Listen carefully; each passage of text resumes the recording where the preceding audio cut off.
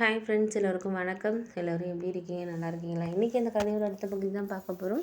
அதுக்கு முன்னாடி நீங்கள் செய்ய வேண்டிய விஷயம் என்ன அப்படின்னு கேட்டிங்கன்னா, மறக்காமல் நம்ம சேனலை சப்ஸ்கிரைப் பண்ணிக்கோங்க. கீழே இருக்க பெல் பட்டனையும் கிளிக் பண்ணுங்கள். அப்போ தான் நான் போகிற வீடியோஸ் எல்லாமே உடனுக்குடனே நோட்டிஃபிகேஷன் வரும். ஸோ மறக்காமல் சேனலை சப்ஸ்கிரைப் பண்ணிவிட்டு வீடியோ பாருங்கள் ஃப்ரெண்ட்ஸ். வாங்க நம்ம கதைக்குள்ளே போவோம். அதுக்கப்புறம் ஒரு மாதத்துக்கு அப்புறம் சரி அந்த வேலையை நம்ம இதுலேருந்து ஸ்டார்ட் பண்ணலாம் அப்படின்னு சொல்லிட்டு தான் நான் யோசித்தேன். ஏன்னா இத்தனை நாளாக அந்த வேலை வேணாம் அப்படின்னு சொல்லிட்டு ஒரு முடிவில் தான் இருந்தேன். ஆனால் ஒரு ஃபேமிலி சுச்சுவேஷன் எனக்கு ஒரு பொருளாதார ரீதியாக இருந்த பிரச்சனைகள் எல்லாமே யோசித்து பார்க்குறப்போ எனக்கு இது சரியாக வரல அப்படிங்கிற மாதிரி தான் எனக்கு தோணுச்சு. அதுக்கப்புறம் என்ன யோசிச்சேன்னா, சரி இதை நம்ம சரியாக செய்யணும் அப்படிங்கிற மாதிரி தான் நான் முடிவு எடுத்தேன்.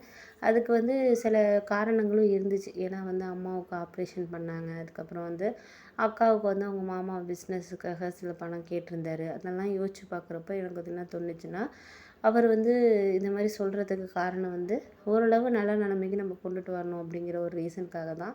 அதை நம்ம சரியாக செஞ்சாலே போதும். எந்த ஒரு விஷயத்தையுமே நம்ம கரெக்டாக செஞ்சோன்னா அதை நம்ம அடுத்தடுத்தது நம்ம பார்த்துக்கலாம். இத்தனை நாளாக அந்த சம்பளம் சரியில்லை, இவ்வளோ கம்மி சம்பளத்துக்கு போகிறோமே அப்படின்னு யோசித்தேன். அப்புறம் வீட்டோட சுச்சுவேஷனை நான் யோசிக்கிறப்ப தான் எனக்கு புரிய வந்துச்சு. சரி நம்ம இனிமேல் அதையே வச்சுக்கிட்டு நம்ம இருந்தோன்னா ஒன்றும் பண்ண முடியாது.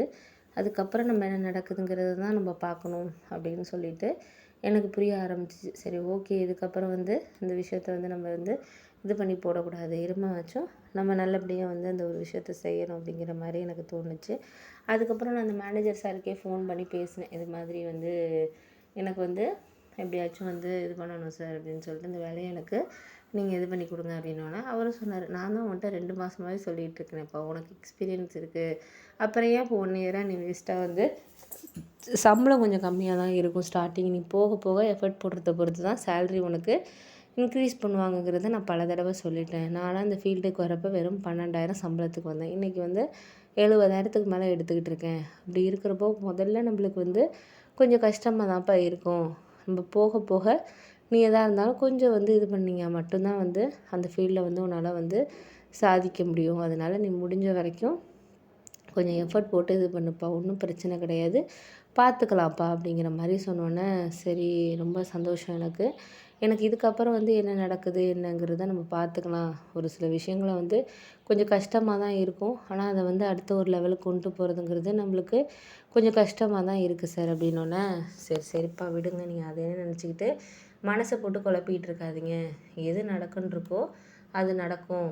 நீ அதையெல்லாம் யோசித்து மனசை போட்டு குழப்பிக்காதப்பா அப்படின்னோடனே, சரி சார் அப்படின்னு சொல்லிவிட்டு, அதுக்கப்புறம் நான் கொஞ்சம் முடிவுகளை எனக்குள்ளேயே ஸ்டார்ட் பண்ண ஆரம்பித்தேன். இதுக்கப்புறம் வேலைக்கு போக ஆரம்பித்தேன். அம்மா ஆப்ரேஷனு ஒரு 3 மந்த்க்கு அப்புறம் வச்சுக்கலாம் அப்படின்னு சொல்லிட்டு டாக்டர் டேப்லெட் அதெல்லாம் கொடுத்தாங்க.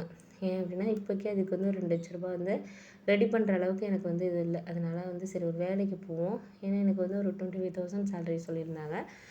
இன்சென்டிவ்ஸ் இதெல்லாம் சேர்த்தா ஒரு 40 கிட்ட வரும் அப்படிங்கிற மாதிரி சொன்னாங்க. அது நீங்கள் ஒர்க் பண்ணுறத பொறுத்து தான் இருக்குது அப்படின்னு சொல்லிட்டு மேனேஜர் என்கிட்ட பேசியிருந்தாரு. சரி ஓகே, நம்ம அடுத்த ஒரு லெவலுக்கு கொண்டு போகணுன்னா எதுவும் செஞ்சால் தான் முடியும் அப்படிங்கிறது மாதிரி இருந்தோன்னே, சரி ஓகே அப்படின்னு சொல்லிட்டு அதுக்கப்புறம் தான் கொஞ்சம் கொஞ்சமாக நானும் ஒரு இது ஸ்டார்ட் பண்ண ஆரம்பித்தேன். அப்புறம் ஒரு 3 மந்த் இப்படியே போணுச்சு. அம்மாவுக்கு ஒரு 60,000 கிட்ட ஆப்ரேஷனுக்கு ரெடி பண்ணேன். அதுக்கப்புறம் தெரிஞ்ச ஃப்ரெண்ட்ஸு மூலியமாக ஒரு 30,000 40,000 ரெடி பண்ணிவிட்டு அம்மாவுக்கு ஆப்ரேஷன் பண்ணி முடித்தோம். ஒரு 10 டேஸ் லீவ் எடுத்துகிட்டு நான் தான் அம்மாவை பார்த்துக்கிட்டேன். அக்கா வர முடியல, அவங்களோட மாமியாருக்கு முடியாமல் இருந்ததுனால அவங்கள விட்டுட்டு வர முடியாது. இவங்களோட அவங்க கொஞ்சம் முடியாதவங்களாக இருந்ததுனால அவங்கள பார்த்துக்கிட்டு அக்கா இருந்துச்சு. அதுக்கப்புறம் நான் ஒரு 2-3 மந்த்து கழிச்சு அந்த வாங்கின கடன்லாம் கொஞ்சம் கொடுத்தேன்.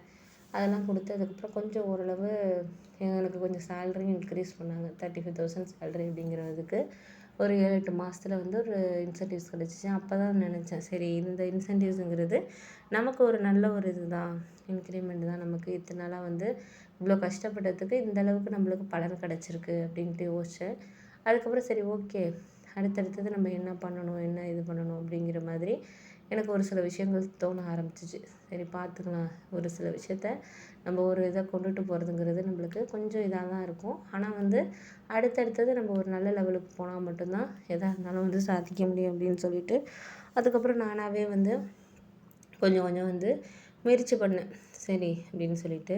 அதுக்கப்புறம் என்ன ஆச்சுன்னு பார்த்தீங்கன்னா, அக்கா வந்து அக்காவோட லைஃபுக்கும் மாமா ஒரு பிஸ்னஸ் கொஞ்சம் கடன் வாங்கியிருந்தாரு. அதையும் ஒரு ஒரு ரூ. 2,00,000 கிட்ட இருந்துச்சு. அதெல்லாம் கொஞ்சம் நான் எனக்கு இன்கிரிமெண்ட் இதெல்லாம் சேர்த்து அவங்களுக்கும் கொஞ்சம் ஹெல்ப் பண்ணேன். ஏன்னா அக்காவும் பாவங்கிறதுனால அவள் லைஃப்பும் அவளாலையும் ஒண்ணும் பண்ண முடியாது இப்போதைக்கு. அவள் தான் என்ன படிக்க வச்சா, எல்லாம் பண்ணா வேலைக்கு போய் அப்படிங்கிறப்போ, அவளுக்கும் நம்ம வந்து ஒரு ஹெல்ப் பண்ணுங்கிறதுக்காக அது பண்ணேன். அதுக்கப்புறம் என்ன நடந்துச்சுன்னு அடுத்த வர பகுதியில உங்ககிட்ட ஷேர் பண்ணுறேன் ஃப்ரெண்ட்ஸ். இந்த வீடியோ பிடிச்சிருந்தா லைக் பண்ணுங்கள், ஷேர் பண்ணுங்கள்.